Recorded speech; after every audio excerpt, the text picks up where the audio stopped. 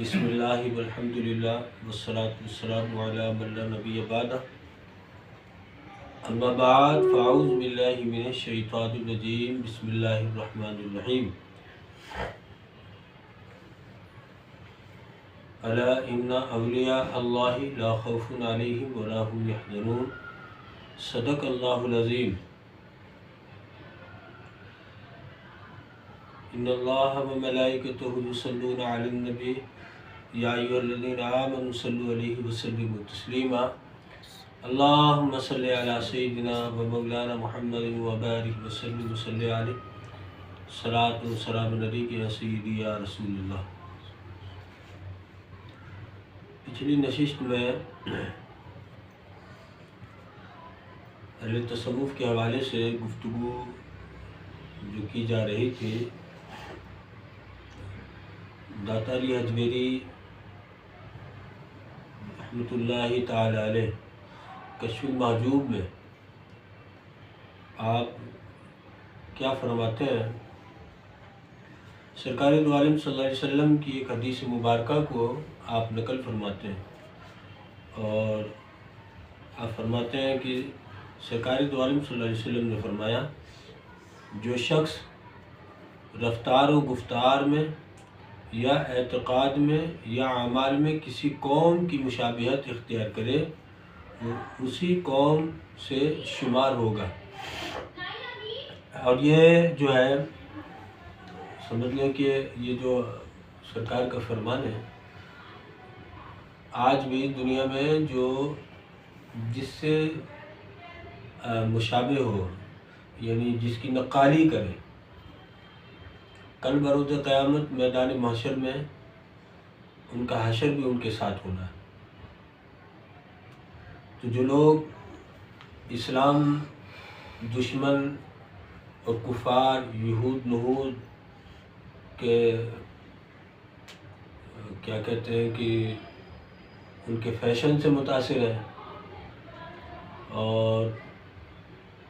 ان کی پیروی کرتے ہیں، ان کی نقالی کرتے ہیں، تو ان کے لیے یہ جو ہے ایک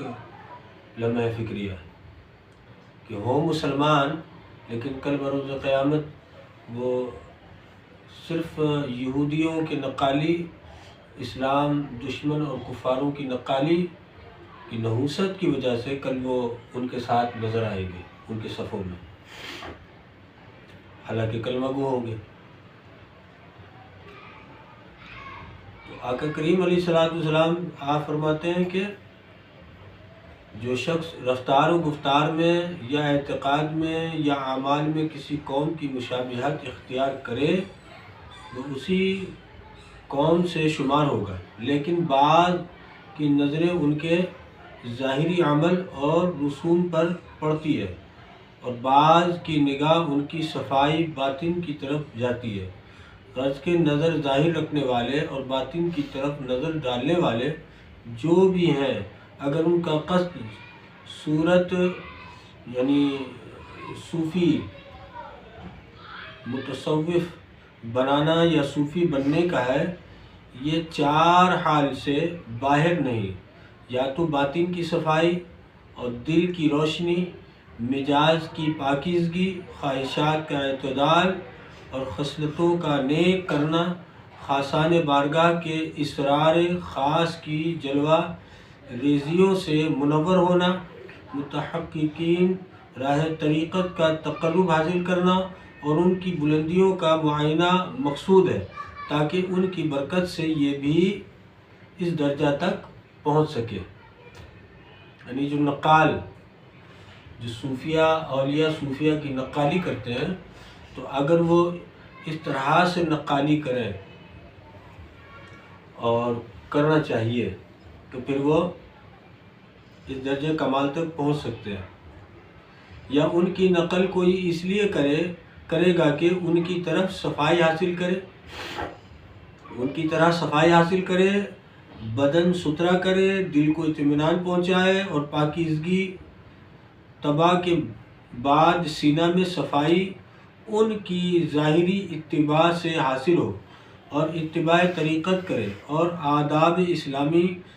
پر نگاہ رکھنے میں آسانی ہو۔ ان کی ابتدا مجاہدانہ اور حسن معاملہ سے ہوتی ہے، اچھے معاملات سے، یا اس لیے کہ ان کی پیروی میں لگے گا تاکہ مروت انسانی سے آپس میں بیٹھنے کے آداب درست کرے اور خصائل میں خوبی پیدا کرے، اور ان کی زندگی کا ظاہر دیکھ کر اس کی نقل کرے، بزرگوں سے عزت کے ساتھ ملے، چھوٹوں پر شفقت و رحم کی عادت اختیار کرے، اپنے اعزاء اقربا کے ساتھ خندہ پیشانی کا برتاؤ کرے، زیادہ حرص حصول مال سے بے پرواہی دکھائے، قناعت کا خوگر بن کر ان کی صحبت اختیار کرے، اور محنت مشقت کی بجائے حصول دنیا کے طریقے اپنے اوپر آسان بنائے، اور اپنے آپ کو نیکوں کی جماعت میں شمار کرائے، یا بوجہ تن آسانی کے اپنے میں رعونت اور نفس پرستی پیدا کر کے طلب حکومت و ریاست رکھے، بغیر منصب صدر نشینی کے صدر نشین بننا چاہے، بغیر اہل علم میں اپنی شخصیت قائم کرنے کو صوفی بنے، اور سمجھے ہوئے ہو کہ صوفی میں اس سے زیادہ اور کچھ نہیں۔ تمام خواص صوفی کا یہی خلاصہ اور مقصود ہے۔ اسی وجہ سے وہ صوفیوں کی طرح صلح اور نرمی کے ساتھ زندگی کے لیل و نہار گزارتے ہیں، حالانکہ ان کے دلوں میں قطعی حقانیت نہیں ہوتی، اور محض تنہا رہنے اور لوگوں میں دکھانے کے لیے کم گو بننے کو طریقت بنا لیتے ہیں۔ یعنی کچھ لوگ ایسے ہوتے ہیں جو صوفیوں، اولیاء صوفیہ جو ہیں ان کی نقالی کرتے ہیں، لیکن وہ نقالی اس لیے کرتے ہیں کہ وہ لوگوں میں پہچانے جانے جائیں، لوگ ان کی عزت و تکریم کریں اور ان سے عزت سے پیش آئیں، حالانکہ وہ مقصد کہ صوفیوں کی جماعت میں ہوں تو وہ نقالی کر رہے ہوتے ہیں اور کوئی مقصد نہیں ہوتا ہے، وہ دنیاوی فائدہ ہی، آخرت کا کوئی فائدہ ان کو نہیں ملتا ہے۔ اسی طرح صاحب علم کی صحبت میں بھی بیٹھے ہیں تو کیونکہ ان پڑھ ہیں، لیکن وہ صاحب علم کو جو اللہ تعالیٰ نے رتبہ اور مقام دیا ہے تو وہ وہاں بیٹھ کر جو ہے وہی رتبہ اور مقام چاہتے ہیں، لیکن کیونکہ وہ ان پڑھ ہوتے ہیں، پڑھے لکھے نہیں ہوتے ہیں، یہ علم دین کا جو ہے وہ شعور نہیں ہوتا ہے، تو ان کو اور کچھ حاصل نہیں ہوتا ہے، کچھ بھی حاصل نہیں ہوتا ہے، وہ محنت جو کر رہے ہوتے ہیں وہ رائگا جاتا ہے۔ ان کا صرف مقصد یہ ہوتا ہے کہ لوگ ان کی ایسی عزت کریں جیسی محقق صوفیہ کرام کی جاتی ہے، اور ایسی عظمت ہونے لگے جیسے خاصان بارگاہ کی۔ وہ صحبت صوفیہ سے یہی فائدہ چاہتے ہیں کہ اپنی آفت حرص و ہوا کو ان کے معاملے تجرید کے ظاہری پردہ میں مخفی کر کے ان کا سا جامہ پہن کر عوام میں کچھ مکر پھیلا سکے، اور در حقیقت یہ خرقہ بغیر کسی عمل اور بلا کسی حقیقت کے ہے۔ وہ خود پکارتا اور اعلان کرتا ہے کہ یہ جامہ مکر ہے، لباس تکبر غرور ہے، اور روز قیامت موجب حسرت و ندامت ہوگا۔ موجب حسرت، اور یعنی وہ تو جو کچھ بھی کر رہے ہوتے ہیں تو ان کا مقصد تو دنیا کمانا ہے، تو اب اولیاء صوفیہ جیسا وہ حلیہ تو بنا لیتے ہیں، لیکن کیونکہ مقصد غرض دنیا کمانا ہوتا ہے، لوگوں کو دھوکہ دینا ہوتا ہے، فریب دینا ہوتا ہے، تو پھر وہ آخرت میں ان کا کوئی حصہ نہیں ہے۔ اور پھر وہ کہتے ہیں کہ اپنے آپ کو وہ شیخی بھی بگاڑتے ہیں، اور لوگوں میں سحر طاری کرنے کے لیے من گھڑت واقعات اور من گھڑت جو ہے باتیں کر کے لوگوں کو متاثر کرتے ہیں، لیکن در حقیقت وہ خود ان پڑھ ہوتے ہیں۔ اب اس طرح تو آپ کو مقصد بہت سارے لوگ آپ کو نظر آئیں گے کہ جو پڑھے لکھے نہیں ہوتے ہیں، اور بالخصوص آج کے دور میں جو خانقاہوں میں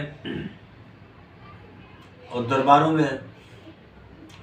صوفیہ اکرام کے مزاروں میں جو لوگ جانشین مقرر ہیں، آپ اگر دیکھیں گے وہاں تو میں سب کی بات نہیں کرتا، لیکن اکثر خانقاہوں میں دیکھیں گے کہ وہ پڑھے لکھے نہیں ہوتے ہیں، ان پڑھ ہوتے ہیں، دینی علوم نہیں ہے اور شعور نہیں ہوتا ہے۔ بس وہ اپنے اسلاف اور اپنے بزرگوں کا جو ہے وہ نقالی کر کے لوگوں کو بس گمراہ کر رہے ہوتے ہیں۔ اب وہ خود بھٹکے ہوئے ہیں، تو اب جو ان کے ساتھ جڑے ہوئے لوگ ہوتے ہیں ان کو بھی پتہ نہیں ہوتا منزل ان کی کیا ہے، ان کو جانا کہاں ہے۔ تو اسی طرح وہ بھی بھٹکتے رہتے ہیں، اور جو ساتھ ان کے جڑے ہوئے لوگ ہوتے ہیں وہ بھی بھٹکے ہوئے ہوتے ہیں۔ اور دیکھیں کہ علم جو ہے یہ اس قدر ضروری ہے جو اس منصب میں بیٹھنے والے لوگ ہیں ان کے لیے۔ ابھی پچھلے دنوں آپ نے دیکھا سنا بھی ہوگا کہ خانقاہ جو ہے وہ 10 نمبر میں لگتا ہے۔ اب وہ علم نہ ہونے کی وجہ سے ہے تو وہ جانشین، لیکن علم نہ ہونے کی وجہ سے وہ سیدنا حضرت امیر ماوی رضی اللہ تعالیٰ عنہ کی گستاخی کے مرتکب ہو گئے، اور سنگین گستاخی انہوں نے کر ڈالا، جس سے جو ہے وہ ایک فساد برپا بھی ہوا اور بہت زیادہ ماحول خراب ہوا۔ اب کیا ہے کہ اگر علم دین ان کے قریب ہوتا، وہ خود صاحب علم ہوتے تو ایسی غلطی نہیں کرتے۔ اس کے بعد ایک واقعہ کہ محفل سما میں جو ہے وہ قوال جو ہے کفریات بک رہا تھا، اور جو وہ پیر صاحب تھے، جانشین تھے، اور جو مریدین تھے ان پہ وجدانی کیفیت تھا، جی نوٹوں کی بارش کر رہے تھے۔ ان کو پتہ ہی نہیں ہے کہ قوال بول کیا رہا ہے، ان کو یہ پتہ ہی نہیں ہے کہ قوال کی اس قول سے اس کو کلام تو نہیں بولیں گے، بکواس سے سننے والوں کا ایمان جا رہا ہے، اور وہ دار اسلام سے جو ہے ان کا۔ اب کیا تھا کہ وہ علم دین ہوتا، کچھ علم پڑھے ہوئے ہوتے، تو پھر یا صاحب علم لوگوں سے قربت اور نسبت ہوتی، تو پھر اس طرح کا معاملہ نہیں ہوتا۔ یہ ہوا کیوں کہ علم نہیں ہونے کی وجہ سے، اور علم نہ ہونے کی وجہ سے ان کو پتہ ہی نہیں چلا کہ کفر کیا ہے۔ تو اب وہ اس کفریہ جملے میں معاذ اللہ وہ نوٹوں کی بارش ہو رہی تھی۔ بہرحال بعد میں ان کو جب توجہ دلایا گیا تو انہوں نے توبہ بھی کیا۔ اب یہ مسئلہ کوئی چھوٹا موٹا مسئلہ نہیں ہے۔ اب جب اس طرح کا معاملہ ہو جاتا ہے تو کفر سننے والا، اس پہ واہ کرنے والا، اس کا نکاح چلا جاتا ہے، ایمان تو گیا نا، دار اسلام سے خارج ہو جاتا ہے، نکاح ہے تو نکاح باطل ہو جاتا ہے، پیر ہے تو مریدی، سارے مرید گئے، مرید اور پیر کا جو رشتہ ہے وہ باطل ہو جاتا ہے۔ تو اب بتائیں کہ ایک مقصد وہ بکواس اور اس سے اتنا بڑا جو ہے وہ معاملہ ہو گیا. اگر وہ شعور رکھتے، علم رکھتے، تو پھر اس طرح کا معاملہ نہیں ہوتا. تو اس لیے علم اولیاء صوفیہ آپ ان کی بھی زندگی اٹھائیں گے، آپ پڑھیں گے، اس سے پہلے بھی آپ لوگ سن چکے ہیں کہ وہ علم دین کو فوقیت دیا کرتے ہیں، اور سب سے پہلے علم دین کو سیکھنے کے لیے وہ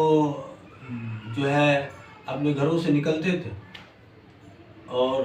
علم دین سیکھنے کے بعد پھر کسی شیخ کے تلاش میں نکلتے تھے اور پھر ان کی صحبت اختیار کرتے تھے. تو آج کیونکہ ایک ایسا ماحول بنا دیا گیا ہے معاشرے میں کہ علماء الگ جماعت ہے، صوفیہ الگ جماعت ہے، یعنی ایک ایسا ماحول بنا دیا گیا کہ جیسے صوفی جو ہے نا وہ ایک الگ مخلوق ہے اور علماء جو ہے وہ ایک الگ مخلوق ہے. حالانکہ اللہ تک پہنچنے کا رستہ جو ہے وہ شریعت سے ہی گزرتا ہے. جو شریعت سے اپنے آپ کو باہر کر دے تو گمراہ ہے. وہ جب گمراہ ہے تو گمراہ تو اس کو خود ہدایت کی ضرورت ہے، وہ اللہ تک کہاں پہنچ سکتا ہے. تو بہرحال اللہ تعالیٰ محفوظ رکھے. اور یہ بھی بات ہے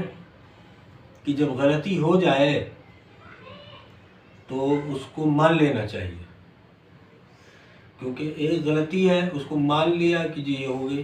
تو غلطی مان لینے سے بندے کا جو وہ مرتبہ گھٹتا نہیں ہے، اس کی عزت و وقار میں حرف نہیں آتا، بلکہ اللہ تعالیٰ اور عزت دیتا ہے. عزت اللہ تعالیٰ دیتا ہے. اور کوئی غلطی ہو جائے اور اس میں وہ ڈھیٹ کی طرح جو ہے وہ آکڑ کے کھڑا ہو جائے کہ نہیں جی میں نے جو کہہ دیا وہی ٹھیک ہے، تو پھر سمجھیں کہ وہ گمراہی کی طرف جا رہا ہے اور شیطان نے اس کو اپنے شکنجے میں جکڑ لیا ہے. دوبارہ تو یہ ہے، اور یہ اس لیے کہ وہ نقالی کرنے والے لوگ ہیں اور ان کا غرض نقالی دنیا کا معنی ہے. بزرگوں کا نقل کرنا یہ کوئی جو ہے بری بات نہیں ہے، بلکہ نقل سے ہی تو بندہ اصل تک پہنچتا ہے. نقل سے ہی تو اصل. اللہ رب العزت نے قرآن مجید میں کیا فرمایا کہ میرے محبوب کی اتباع کرو. اتباع کیا ہے؟ نقل ہے. کہ سرکار دو عالم صلی اللہ علیہ وسلم نے جو عمل کیا ہے، سرکار نے جو حکم دیا ہے قولاً فعلاً، اور جس عمل پہ سرکار نے خاموشی اختیار فرمایا ہے، تو وہ سارا وہ اتباع پہ آتا ہے کہ وہ جو غلام ہے، امتی ہے، وہ جب اس پر عمل کرتے ہیں تو وہ اتباع ہے. اور اتباع کیا ہے؟ وہ نقل ہے. تو نقل سے ہی بندہ اصل تک پہنچتا ہے. لیکن غرض نقل کرنے والا کس نیت سے نقل کر رہا ہے، اس کا مقصد کیا ہے. نقل کرنا مقصد یہ ہے کہ صوفیوں کا نقالی کریں تاکہ قوم کو دھوکہ دیا جائے، تو پھر وہ جہاں کھڑا تھا وہ وہیں کھڑا رہے گا اور آخرت میں بھی اس کا کوئی حصہ نہیں ہے. لیکن اگر اس نیت سے بزرگوں کی نقالی کرے کہ اللہ تک پہنچنے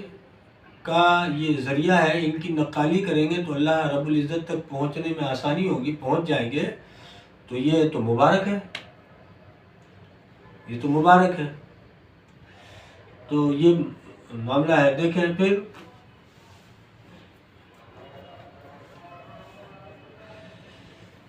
ان لوگوں کی مثال جو تورات کو اٹھائے ہوتے ہیں اور در حقیقت اسے نہیں اٹھائے ہوئے، مثل اس گدھے کی جس نے کتابوں کا بوجھ اٹھا رکھا ہے. بری مثال ہے اس قوم کی جس نے اللہ تعالیٰ کی نشانیوں کو جھٹلایا، اور اللہ ظالم بے دین کو راہ نہیں دیتا. مطلب کہ جو مثال ہے کہ ان لوگوں کی مثال جو تورات اٹھائے ہوئے ہیں. جیسے بہت سارے لوگ ہیں، وہ آپ جائیں تو دیکھیں کہ وہ زبان میں قرآنی آیات بھی ہے، سب کچھ ہے، لیکن کیا ہے ان کو خود نہیں پتہ ہے۔ تو اب وہ بس اللہ ماشاء اللہ، اس زمانے میں ایسے بہت سے گروہ ہیں، لہذا اس زمانے میں ایسے بہت گروہ ہیں، لہذا تم پر لازم ہے کہ جو کام تم سے نہ ہو سکے اس کا ارادہ نہ کرو، اور اس لیے کہ اگر تم 1000 بار طریقت کے قبول کا اعلان کرو تو صوفی نہیں ہو سکتے، صوفی نہیں ہو سکتی اور نہ ہو سکو گے، اور ایک لحظ کے لیے طریقت تمہیں قبول نہ کرے گی، کیونکہ طریقت خرقہ پوشی سے حاصل نہیں ہوتی بلکہ حرکت سے حاصل ہوتی ہے، بلکہ حرکت سے مگر کہ صوفیہ کا جو ہے وہ نقل کر لے، پوشاک پہن لے، حلیہ ویسا بنا لے، تو اس سے جو ہے اس کو کوئی فائدہ نہیں پہنچے گا۔ ہاں صوفیہ نے جس راہ سے گزر کر اس مقام کو پایا، اس راہ سے گزرنا پڑے گا، اس کو اس راہ سے گزرنا پڑے گا، اور وہ راہ تو بہت پرخطر ہے، پرخطر راہ ہے، مشقت والی گلی ہے۔ بہرحال بلکہ حرکت سے حاصل ہوتی ہے، یعنی آتش عشق میں جلنے کا نام طریقت ہے۔ جس کو طریقت سے آشنائی حاصل ہو گئی اس کے لیے قبا و عبا رموزوں ہے، اور جس نے بلا آشنائی طریقت خرقہ پوشی کی اور معرکہ صوف پہنا تو وہ معرکہ اس کے حق میں رکعہ دربار اور یوم نشور اس کی شقاوت کا اعلان ہو جائے گا، جیسا کہ ایک پیر مرد کے حال میں ہے کہ ان سے لوگوں نے پوچھا آپ معرکہ یعنی خرقہ کیوں نہیں پہنتے؟ فرمایا اگر جو جوان مرد نہ ہو اور جوانوں کا لباس پہنے تو یہ منافقت ہے، اس لیے کہ ان کے معاملات کا بوجھ تو اٹھا نہ سکے اور جوان مرد بنا پھرے، مطلب جوان تو نہ ہو لیکن اپنے آپ کو جو ہے وہ مردانہ لباس سے جو ہے وہ مردانہ لباس پہن کے، یعنی ایک مثال دے رہا ہوں کہ ہو عورت لیکن مرد کا لباس پہن لے، تو مرد کا لباس اگر عورت پہن لے تو وہ مرد تو نہیں ہو سکتی نا۔ تو اسی طرح صوفیہ کا لباس پہن لینے والا صوفی تو نہیں ہو سکتا ہے،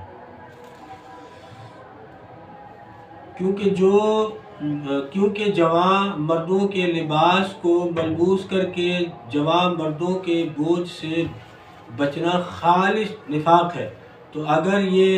لباس اس لیے ہے کہ خدا تعالیٰ مجھے اپنے خاصوں میں سمجھ لے تو وہ بلا لباس بھی جانتا ہے، اور اگر اس لیے ہے کہ لوگ اس خرقہ میں دیکھ کر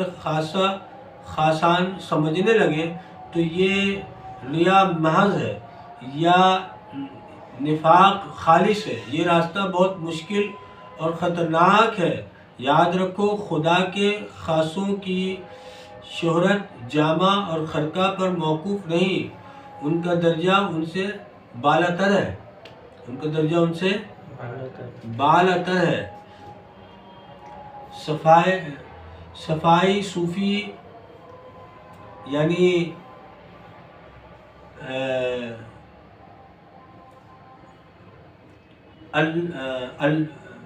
من جانب اللہ انعام و اکرام ہے، اور صوفی لباس حیوانی ہے، تو خرقہ صوفی ایک حیلہ ہے۔ بعض لوگ تو یہ حیلہ بغیر تقرب کرتے ہیں، اور جو کچھ اس خرقہ پوش پر لازم ہوتا ہے اسے پورا کرتے ہیں، اور اپنے ظاہر کو خرقہ سے آراستہ کرتے ہیں، اس امید پر کہ شاید اس لباس کی برکت سے اللہ تعالیٰ کے حضور ہم بھی صوفیوں میں شمار ہو جائیں۔ اور مشائخ تصوف نے خرقہ پوشی کرنے اور اس سے زینت حاصل کرنے کا اسی لیے حکم فرمایا اور خود بھی پہنا، تاکہ وہ عوام میں ممتاز ہو جائے اور عوام ان کے ہر قدم کی نگرانی میں لگے رہیں، اور وہ اگر کبھی اپنے طریقہ کے خلاف قدم رکھے تو عوام انہیں ملامت کرے، تو اگر کبھی یہ شامت اعمال کوئی گناہ ارتکاب بھی کرنا چاہیں تو اس خرقہ کی وجہ سے لوگوں سے شرما کر رک جائے، لوگوں سے شرما کر رک جائے۔ یعنی خرقہ جو ہے وہ جو یعنی صوفیوں جیسے اور دیگر لوگ ہیں جو صوفیاء اکرام کے لبادے کو اوڑھتے ہیں، اور خانقاہوں میں مخصوص یونیفارم ہوتا ہے جو خانقاہوں میں رائج ہوتا ہے۔ اب جیسے ہمارے یہاں ہمارے بزرگوں نے جو وہ سفید لباس کو، سفید ٹوپی کو زیب تن فرمایا، تو یہ ایک رائج ہے۔ تو اب ان کی نقالی اس نیت سے کہ میں کروں کہ اس راہ میں جس راہ کے وہ مسافر تھے اور منزل مقصود تک پہنچے، تو ان کی نقالی کر کے صرف لباس نہیں بلکہ عمل کر کے وہاں تک پہنچوں، تو یہ کوشش جو ہے یہ اللہ کو پسند ہے۔ لیکن اگر اس نیت سے خرقہ پہنا جائے یا صوفیوں کا جو لباس ہے اس لباس کو اس نیت سے پہنا جائے کہ لوگ جو ہے میری عزت و تقریم کریں اور میری تعظیم کریں، لوگ مجھے کچھ سمجھیں، تو پھر یہ منافقت ہے، یہ منافقت ہے۔ اور اللہ رب العزت کی بارگاہ میں ایسے شخص کے لیے کوئی بھی حصہ نہیں ہے، وہ تو بھٹکا ہوا، منزل سے بھٹکا ہوا ہے، اس کو پتہ ہی نہیں ہے۔ اس لیے یاد رکھیے کہ صوفی ایک بہت بڑا لفظ ہوتا ہے۔ تو آج تو یعنی جس کو دیکھو